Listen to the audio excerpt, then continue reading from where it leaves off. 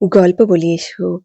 আজ শোনাব শৈলেশ দে মহাশয়ের লেখা আমি সুভাষ বলছি গ্রন্থের ১৭তম পর্বের পাঠ। সেদিন যে চিঠিগুলির উল্লেখ করা হয়েছিল সেগুলো আজকে পাঠ করে শোনাব এই পর্বে। তাহলে শুনতে থাকো সেই সব চিঠিগুলি। কেমন লাগছে কমেন্টে জানিও, আর ভালো লাগলে একটা লাইক দিয়ে দিও। তাহলে শুরু করি, শুনতে থাকো। আলিপুর সেন্ট্রাল জেল, ২/২/৩১ রবিবার। স্নেহের বেল্টু ভাই, কিছুদিন আগে একটা গান শুনেছিলাম। আজ তার পদগুলো বারে বারে মনে পড়ছে। আমার দিন ফুরালো ব্যাকুল বাদল সাজে, গহন মেঘের নিবিড় ধারার মাঝে।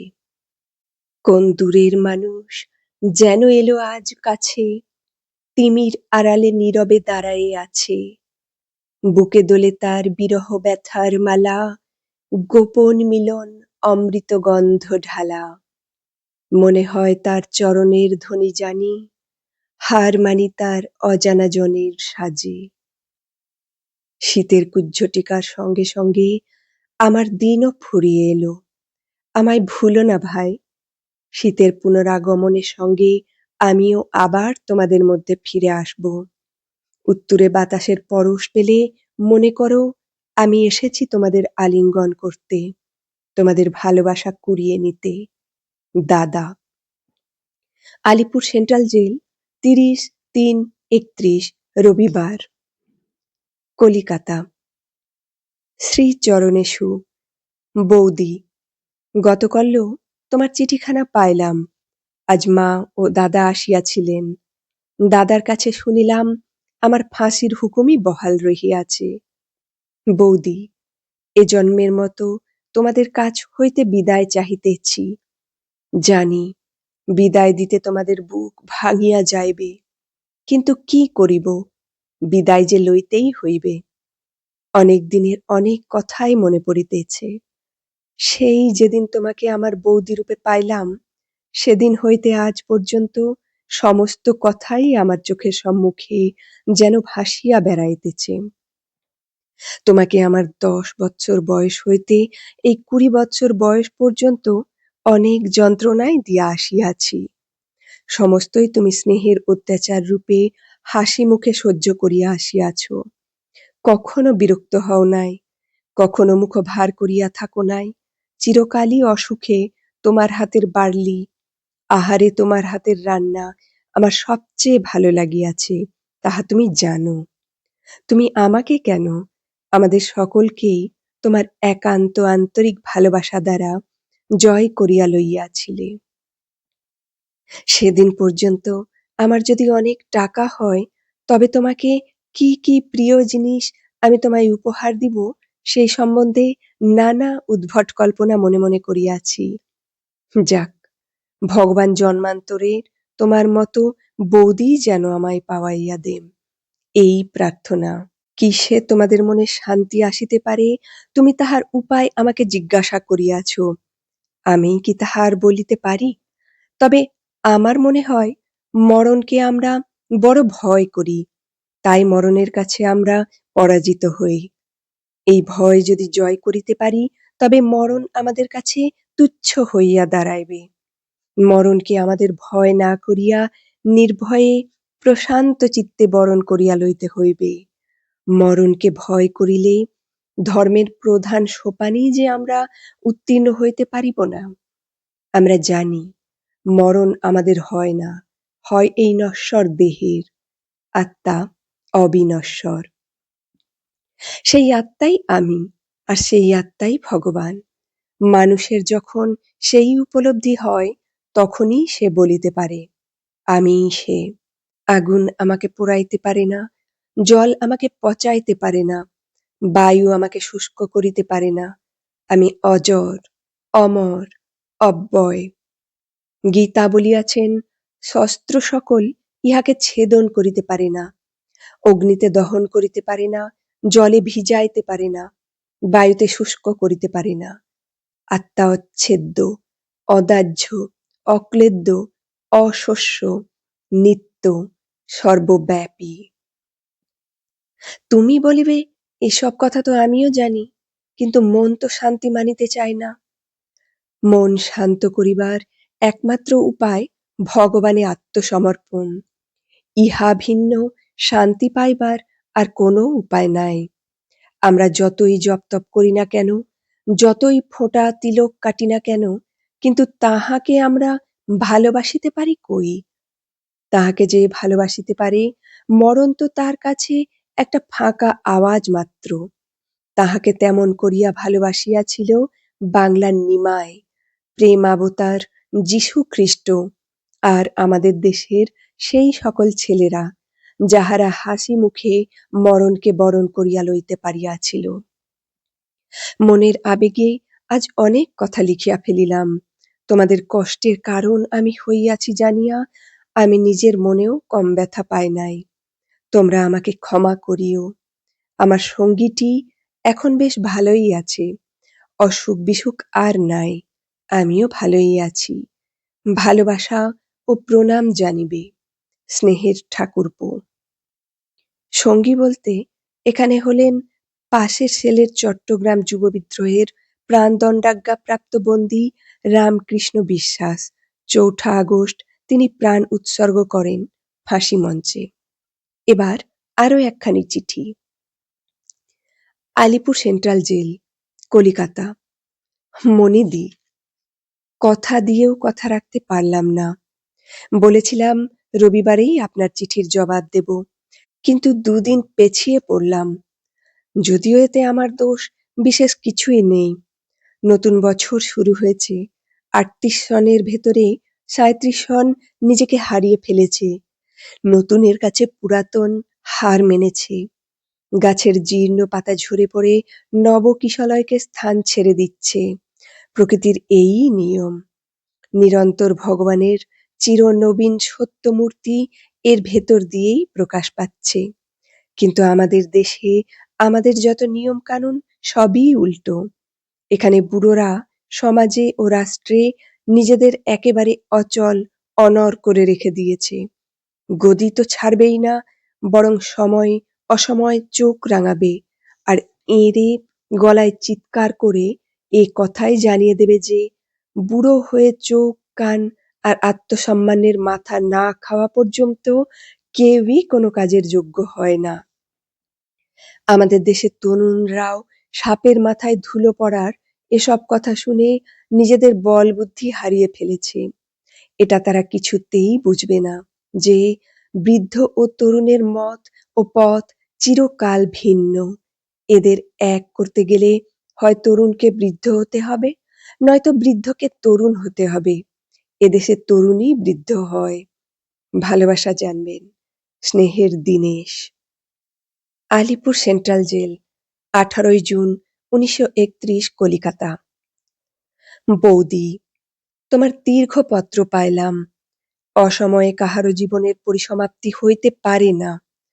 যাহার যে কাজ করিবার আছে তাহা শেষ হইলেই ভগবান তাহাকে নিজের কাছে টানিয়া লন। কাজ শেষ হইবার পূর্বে তিনি কাহাকেও ডাক দেন না। তোমার মনে থাকিতে পারে, তোমার চুল দিয়া আমি পুতুল নাচাইতাম। পুতুল আসিয়া গান গাহিত, কেন ডাকাইছ আমার মোহন ঢুলি।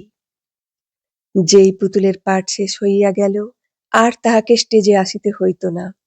ভগবানও আমাদের নিয়ে পুতুল নাচ নাচাইতেছেন। আমরা এক একজন পৃথিবীর রঙ্গমঞ্চে পাঠ করিতে আসিয়াছি। পাঠ করা শেষ হইলে প্রয়োজন ফুরাইয়া যাইবে। তিনি রঙ্গমঞ্চ হইতে আমাদের সরাইয়া লইয়া যাইবেন। ইহাতে আফসোস করিবার কি আছে? পৃথিবীর যে কোনো ধর্মমতকে মানিলেই আত্মার অবিনশ্বরতা বিশ্বাস করিতে হয়। অর্থাৎ দেহের মৃত্যু হইলেই আমাদের সব শেষ হইয়া যায় না, একথা স্বীকার করিতে হইবে। আমরা হিন্দু। হিন্দু ধর্মে এ সম্বন্ধে কি বলিয়াছে কিছু কিছু জানি। মুসলমান ধর্মেও বলে, মানুষ যখন মরে তখন খোদার ফেরেশতা তাহার রুকবজ করিতে আসেন। মানুষের আত্মাকে ডাকিয়া বলেন, ऐ रूह निकल इस कालिब से, चल खुदा का जन्नत में। অর্থাৎ তুই দেহ ছাড়িয়া ভগবানের কাছে চল, তাহা হইলে বোঝা গেল মানুষ মরিলেই তাহার সব শেষ হইয়া যায় না। মুসলমান ধর্মের এ বিশ্বাস আছে। খ্রিস্টান ধর্ম বলে, very quickly there will be an end of the here. Consider what will become of the next world. অর্থাৎ দিন তো তোমাদের ফুরিয়ে এলো, পরকালের কথা চিন্তা করো। বোঝা গেল খ্রিস্টান ধর্মও বিশ্বাস করে মানুষের দেহের মৃত্যু হইলেও আত্মা মরে না। এই তিন ধর্মের কোনো একটা স্বীকার করিতে হইলেই আমাকে মানিয়া লইতে হইবে যে আমার মৃত্যু নাই, আমি অমর, আমাকে মারিবার সাধ্য কাহারও নাই। ভারতবাসী আমরা নাকি বড় ধর্মপ্রবণ, ধর্মের নামে ভক্তিতে আমাদের পণ্ডিতদের টিকি খাড়া হইয়া উঠে। তবে আমাদের মরণের এত ভয় কেন? বলি, ধর্ম কি আছে আমাদের দেশে? যে দেশে 10 বছরের মেয়েকে 50 বৎসরের বৃদ্ধ ধর্মের নামে বিবাহ করিতে পারে, সে দেশে ধর্ম কোথায়? সে দেশের ধর্মের মুখে আগুন। যে দেশে মানুষকে স্পর্শ করিলে মানুষের ধর্ম নষ্ট হয়, সে দেশের ধর্ম আজই গঙ্গার জলে বিসর্জন দিয়া নিশ্চিত হওয়া উচিত। সবার চাইতে বড় ধর্ম মানুষের বিবেক। সেই বিবেককে উপেক্ষা করিয়া আমরা ধর্মের নামে অধর্মের স্রোতে গা ভাসাইয়া দিয়াছি। একটা তুচ্ছ গরুর জন্য না হয় একটু ঢাকের বাদ্য শুনিয়া আমরা ভাই ভাই খুনোখুনি করিয়া মরিতেছি। এতে কি ভগবান আমাদের জন্য বৈকুণ্ঠের দ্বার খুলিয়া রাখিবেন, না খোদা বেহেশতে আমাদিগকে স্থান দিবেন? যে দেশকে ইহজন্মের মতো ছাড়িয়া যাইতেছি, যাহার ধূলি কণাটুকু পর্যন্ত আমার কাছে পবিত্র, আজ বড় কষ্টে তাহার সম্বন্ধে এসব বলিতে হইল। আমরা ভালো আছি, ভালোবাসা ও প্রণাম লইবে, স্নেহের ছোট ঠাকুরপো। আলিপুর সেন্ট্রাল জেল, 30শে জুন 1931, কলিকাতা। মা, যদিও ভাবিতেছি কাল ভোরে তুমি আসিবে, তবু তোমার কাছে না লিখিয়া পারিলাম না। তুমি হয়তো ভাবিতেছ ভগবানের কাছে এত প্রার্থনা করিলাম, তবুও তিনি শুনিলেন না। তিনি নিশ্চয় পাষাণ, কাহারও বুক ভাঙা আর্তনাদ তাহার কানে পৌঁছায় না। ভগবান কি আমি জানি না, তাহার স্বরূপ কল্পনা করা আমার পক্ষে সম্ভব নয়, কিন্তু তবু এই কথাটা বুঝি, তাহার সৃষ্টিতে কখনো অবিচার হইতে পারে না, তাহার বিচার চলিতেছে। তাহার বিচারের উপর অবিশ্বাস করিও না, সন্তুষ্ট চিত্তে সে বিচার মাথা পাতিয়া নিতে চেষ্টা করো। কি দিয়া যে তিনি কি করিতে চান, তাহা আমরা বুঝিব কি করিয়া? মৃত্যুটাকে আমরা এত বড় করিয়া দেখি বলিয়াই সে আমাদিগকে ভয় দেখাইতে পারে। এ যেন ছোট ছেলের মিথ্যা জুজুবুড়ির ভয়। যে মরণকে একদিন সকলেরই বরণ করিয়া লইতে হইবে, সে আমাদের হিসাবে 2 দিন আগে আসিল বলিয়াই কি আমাদের এত বিক্ষোভ, এত চাঞ্চল্য? যে খবর না দিয়া আসিত, সে খবর দিয়া আসিল বলিয়াই কি আমরা তাহাকে পরম শত্রু মনে করিব? ভুল, ভুল। মৃত্যু মিত্ররূপেই আমার কাছে দেখা দিয়াছে। আমার ভালোবাসা ও প্রণাম জানিবে, তোমার নসু। Alipore central jail, 30/6/31, Calcutta. খুকুদি, তোমার চিঠি পেলাম। মানুষ কোনো কাজই করতে পারে না আনন্দিত মনে, যদি না সেই কাজটাকে সে ভালোবাসে। সংসারী ব্যক্তি সংসারের জন্য দিনরাত খেটে যাচ্ছে কেন? সংসারকে সে ভালোবাসে তাই। সন্ন্যাসী কেন দুঃখ কষ্ট সহ্য করছে? সৎকে সে ভালোবাসে, তাই সৎকে পাবার জন্য এই প্রচেষ্টা। ভালোবাসা পৃথিবীতে সবচেয়ে বড় জিনিস। যে যাকে ভালোবাসে তার জন্য প্রাণ দিতেও কি সে কুণ্ঠিত হয় কখনো? মানুষের বড় বড় কাজ দেখে আমরা অপরিসীম বিস্ময়ে অবাক হয়ে থাকি, ভাবি এ কাজ সে করল কি করে? কিন্তু মূল খুঁজলে পাওয়া যাবে ভালোবাসার প্রস্রবণ। তারই সরস রসে সিঞ্চিত হয়ে মানুষ দিতে পারে হাসি মুখে আত্মবিসর্জন। কঠিন কাজ হয়ে পড়ে অতি সোজা। ভালোবাসা হিসেব জানে না, বেহিসেবে উছলে পড়াই তার স্বভাব।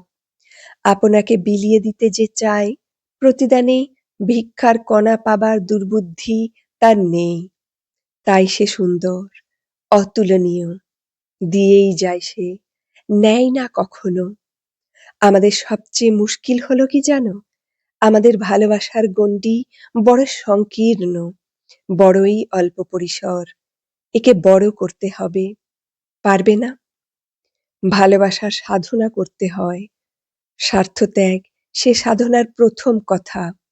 স্বার্থ আমাদের বড় জড়িয়ে ধরে, তাই কিছু করতে পারি না।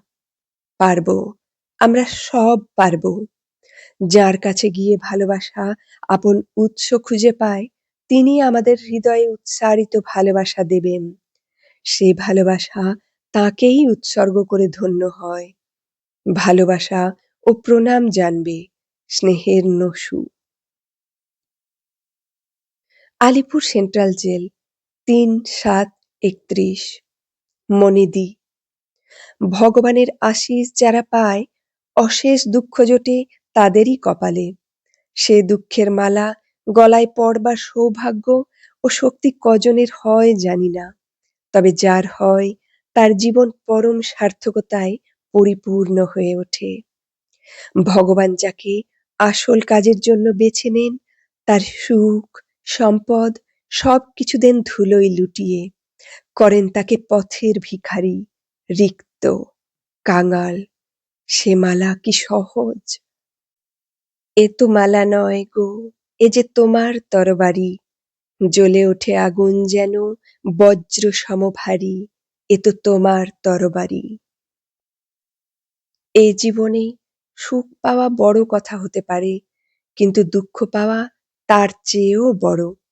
সুখ ভোগ করতে পারে সকলেই, কিন্তু স্বেচ্ছায় দুঃখের বোঝা নিতে পারে কজন?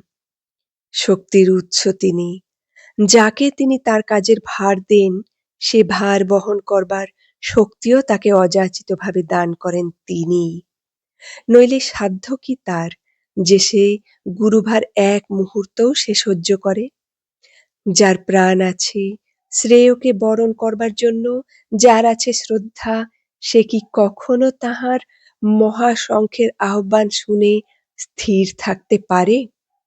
কি শক্তি আছে সংসারের এই মিথ্যা মোহের, যে তাকে আটকে রাখবে? তার আহ্বানে কি শক্তি আছে জানি না, শুধু জানি যে শুনেছে কানে তাহার আহ্বান গীত, ছুটেছে সে নির্ভীক পরাণে। সংকট আবর্ত মাঝে দিয়েছে সে বিশ্ব বিসর্জন, নির্যাতন লয়েছে সে বক্ষপাতি মৃত্যুর গর্জন, শুনেছে সে সঙ্গীতের মতো। আজ যাই দিদি, এই হয়তো শেষ প্রণাম। স্নেহের দীনেশ। ১৯৩১ সাল ৬ই জুলাই। দিনান্তের রং মুছে গেল, কণ্ঠও নীরব হল। তখন দীনেশ যে চিঠি দুটো লিখেছিলেন, এবার তার কথা তোমাকে বলবো মল্লিকা। আলিপুর সেন্ট্রাল জেল, ৫টা, সন্ধ্যা, ৬/৭/৩১, কলিকাতা। স্নেহের ভাইটি, তুমি আমাকে চিঠি লিখিতে বলিয়াছ, কিন্তু লিখিবার সুযোগ করিয়া উঠিতে জীবন সন্ধ্যা হইয়া আসিল। যাবার বেলায় তোমাকে আর কি বলিব, শুধু এইটুকু বলিয়া আজ তোমাকে আশীর্বাদ করিতেছি। তুমি নিঃস্বার্থপর হও, পরের দুঃখে তোমার হৃদয়ে করুণার মন্দাকিনী ধারা প্রবাহিত হউক। আমি আজ তোমাদের ছাড়িয়া চলিয়া যাইতেছি বলিয়া দুঃখ করিও না ভাই। যুগ যুগ ধরিয়া এই যাওয়া আশাই বিশ্বকে সজীব করিয়া রাখিয়াছে, তাহার বুকের প্রাণ স্পন্দনকে থামিতে দেয় নাই। আর কিছু লিখিবার নাই। আমার অশেষ ভালোবাসা ও আশিস জানিবে, তোমার দাদা। আলিপুর সেন্ট্রাল জেল, ৫টা, সন্ধ্যা, ৬/৭/৩১। মা, তোমার সঙ্গে আর দেখা হইবে না, কিন্তু পরলোকে আমি তোমার জন্য অপেক্ষা করিব। তোমার কিছুই কোনোদিন করিতে পারি নাই। সে না করা যে আমাকে কতখানি দুঃখ দিতেছে তাহা কেহই বুঝিবে না, বুঝাইতে চাইও না। আমার যত দোষ, যত অপরাধ দয়া করিয়া ক্ষমা করিও। আমার ভালোবাসা ও প্রণাম জানিবে, তোমার নসু। ১৯৩১ সাল ৬ই জুলাই। প্রহরে প্রহরে রাত্রি এগিয়ে চলেছে, থমথমে রাত্রি। ১-২ নম্বর ওয়ার্ডের রাজনৈতিক বন্দিমহলে সেদিন কেউ ঘুমিয়ে নেই, সবাই জেগে রয়েছে প্রচণ্ড একটা দুর্নিবার জ্বালা বুকে নিয়ে। সহকর্মী দীনেশ, কবি, শিল্পী, লেখক, দার্শনিক দীনেশ সাম্রাজ্যবাদী শাসকদের প্রতিহিংসার বলি হিসেবে শুরু না হতেই তার জীবনের শেষ প্রহর ঘনিয়ে এলো। এমনি করে আরো কতজনকে যেতে হবে কে জানে। তা বলে এ অন্যায় আমরা কিছুতেই মুখ বুজে সহ্য করব না। ওদের সবাইকে এর জন্য প্রায়শ্চিত্ত করতে হবে নিজের রক্তের বিনিময়ে। দীনেশকে হত্যার প্রতিশোধ আমরা নেবই। ৭ই জুলাই ১৯৩১ সাল। পূব আকাশে রং ধরেছে, অন্ধকার ফিকে হয়ে আসছে একটু একটু করে। দীনেশ ঘুমিয়ে আছেন, সারা মুখে তাঁর নিরুদ্বেগ জীবনের সুপ্ত প্রশান্তি। কোথাও তার মধ্যে এতটুকু মালিন্য নেই। হঠাৎ কি শুনে ঘুম ভেঙে গেল দীনেশের। তালে তালে পা ফেলে কারা যেন এদিকেই এগিয়ে আসছে একটু একটু করে। স্পষ্ট তাদের পায়ের শব্দ ভেসে আসছে, goat goat goat goat goat goat. দেখতে দেখতে দীনেশের সারা মুখে ফুটে উঠল এক টুকরো রহস্যময় হাসি। এ সময়ে কারা যে অমন করে এগিয়ে আসছে সে কথা তার অজানা নয়। লগ্ন সমাগত, এবার যেতে হবে। Good morning sergeant. অগ্রগামী শ্বেতাঙ্গ সার্জেন্টটিকে লক্ষ্য করে শুভেচ্ছা জানালেন দীনেশ। 1 মিনিট প্লিজ, একটা চিঠি পেয়েছি, তার জবাবটা লিখে রেখে যেতে চাই। তাড়াতাড়ি একটা কাগজ টেনে নিয়ে সঙ্গে সঙ্গে দীনেশ লিখে চললেন তার জীবনের শেষ চিঠি। আলিপুর সেন্ট্রাল জেল, ৭/৭/৩১, প্রত্যুষে, কলিকাতা। বৌদি, এইমাত্র তোমার চিঠিখানা পাইলাম। আমার জীবন কাহিনী জানাইবার সুযোগ হইল না। কি বা জানাইব বলো তো? আমার সকল কথাই তো তোমাদের বুকে চিরকাল আঁকা থাকিবে। তুচ্ছ কালির আঁচড় কি তাহাকে আরো উজ্জ্বল করিয়া তুলিতে পারিবে? আমার যত অপরাধ ক্ষমা করিবে। এ জন্মের মতো বিদায়। ভালোবাসা ও প্রণাম জানিবে, তোমার ঠাকুরপো।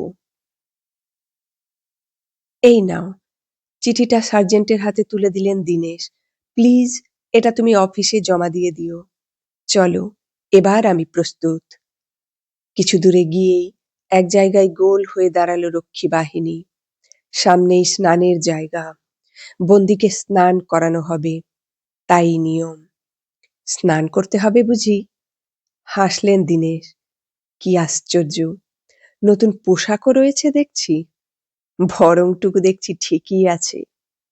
ঠিক আছে, তুমি আমার চশমাটা ধরো সার্জেন্ট, আমি স্নান সেরে নিচ্ছি। না না, কাউকে সাহায্য করতে হবে না, আমি একাই পারবো। মনের আনন্দে গায়ে জল ঢালতে ঢালতে অজ্ঞাতেই কখন সূর্যস্তব মূর্ত হয়ে উঠল দীনেশের কণ্ঠে। ওং জবা কুসুম শঙ্কাশং কাশ্যপ্যং মহাদ্যুতিম ধ্বন্তারিং সর্বপাপঘ্নম প্রণতোস্মি দিবাকরম। অবাক হয়ে তাকিয়ে রইলেন শ্বেতাঙ্গ সার্জেন্টটি। ফাঁসির বন্দী জীবনে তিনি কম দেখেননি, কিন্তু এই লোকটি যেন সব দিক থেকেই ব্যতিক্রম।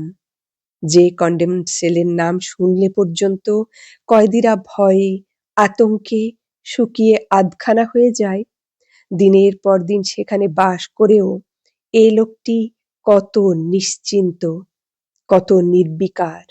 বরং এই ক মাসে তার দেহের ওজন আগেকার তুলনায় অনেকটা বৃদ্ধি পেয়েছে। এ যে বিশ্বাস করাও শক্ত। এই বয়সে মৃত্যুকে জয় করার মতো এত বড় শক্তি উনি পেলেন কি করে? তোমার ভয় করে না, ইয়াং ম্যান? সার্জেন্টের সারা মুখে কোমল অনুভূতি। ভয়? হা হা করে হেসে উঠলেন দীনেশ। কিসের ভয়? আমাদের গীতায় কি বলেছে জানো? বাসাংসি জীর্ণানি যথা বিহায় নবানি গৃহণাতি নরঃ পরাণি তথা শরীরানি বিহায় জীর্ণা নন্যানি সংজাতি নবানি দেহি। অর্থাৎ মনুষ্য যেমন জীর্ণ বস্ত্র পরিত্যাগ করিয়া নূতন বস্ত্র গ্রহণ করে, সেইরূপ আত্মা জীর্ণ শরীর পরিত্যাগ করিয়া অন্য নূতন শরীর পরিগ্রহ করে। তাহলে ভয় কিসের? এ দেহ পরিত্যাগ করে আবার আমি নূতন দেহ ধারণ করে আসব। আবার তোমার সঙ্গে আমার দেখা হবে। আমার সঙ্গে দেখা হবে? সার্জেন্ট অবাক। কোথায় দেখা হবে? বোধহয় এখানেই। কে বলতে পারে? হয়তো সেদিনও তোমাকেই এই অপ্রিয় কাজটার ভার নিতে হবে। কথাটা বলেই হেসে উঠলেন দীনেশ। নিশ্চিন্ত, নিরুদ্বেগ জীবনের প্রাণ খোলা হাসি। সে হাসিতে কোনো খাদ নেই। যাক, আমার হয়ে গেছে। স্নান শেষে পোশাক পরিচ্ছদ পরে নিয়ে হাসতে হাসতেই বললেন দীনেশ, এবার যাওয়া যেতে পারে। আমি প্রস্তুত। Let's have our parting kisses, sergeant. ধীর বলিষ্ঠ পদে ফাঁসির মঞ্চের ওপর উঠে দাঁড়ালেন দীনেশ। কোনো ক্ষোভ নেই, কোনো শঙ্কা নেই, কোনো ভয় নেই। কিসের ভয়? শহীদ প্রমোদ চৌধুরী ও অনন্তহরি মিত্রের পদস্পর্শে ধন্য এই ফাঁসি মঞ্চ তো তাঁর কাছে তীর্থভূমি। তাহলে ভয় কিসের? তোমার কিছু বলার আছে, বন্দী? Please stop. আমাদের বলার অধিকার যে কারা কেড়ে নিয়েছে সে কথা তো তোমরা ভালো করেই জানো। তাহলে কি লাভ এসব মিথ্যে ফর্মালিটি দেখিয়ে? Do your duty. I am ready. মুখের ওপর জবাবটা ছুঁড়ে দিয়েই দীনেশ সহসা বজ্রকণ্ঠে উচ্চারণ করলেন, বন্দে মাতরম। নিমেষে একটা ঝড় বয়ে গেল যেন গোটা জেলখানার ওপর দিয়ে। সঙ্গে সঙ্গে শত শত হাজার হাজার আটক রাজনৈতিক বন্দী ধ্বনি তুললেন, বন্দে মাতরম, বন্দে মাতরম, শহীদ দীনেশ গুপ্ত জিন্দাবাদ। তাদের সঙ্গে সুর মেলালো সাধারণ কয়েদির দল, দীনেশ গুপ্ত জিন্দাবাদ, দীনেশ গুপ্ত জিন্দাবাদ। একই ধ্বনি উঠল জেল গেটের বাইরে অপেক্ষমান হাজার হাজার জনতার কণ্ঠে, দীনেশ গুপ্ত জিন্দাবাদ। সে সুর মিলিয়ে গেল দূর থেকে দূরান্তরে। সেখানেও আবাল বৃদ্ধ বনিতার কণ্ঠে রব উঠল, দীনেশ গুপ্ত জিন্দাবাদ। দেখতে দেখতে বন্ধ হয়ে গেল কোর্ট কাছারি, অফিস আদালত, ট্রাম, বাস, স্কুল কলেজ, দোকানপাট, সব কিছু। সবার মুখে একই কথা, একই রব, দীনেশ গুপ্ত জিন্দাবাদ। বিকেলে লক্ষ লক্ষ লোক জমায়েত হলো মনুমেন্টের নিচে। তাদের মুখেও সেই একই শপথ, দীনেশ গুপ্তকে আমরা কোনো দিনই ভুলব না। দীনেশ গুপ্ত জিন্দাবাদ, দীনেশ গুপ্ত জিন্দাবাদ। লক্ষ লক্ষ বাঙালির ভাষা রূপ পেল ডেইলি অ্যাডভান্সের পাতায়।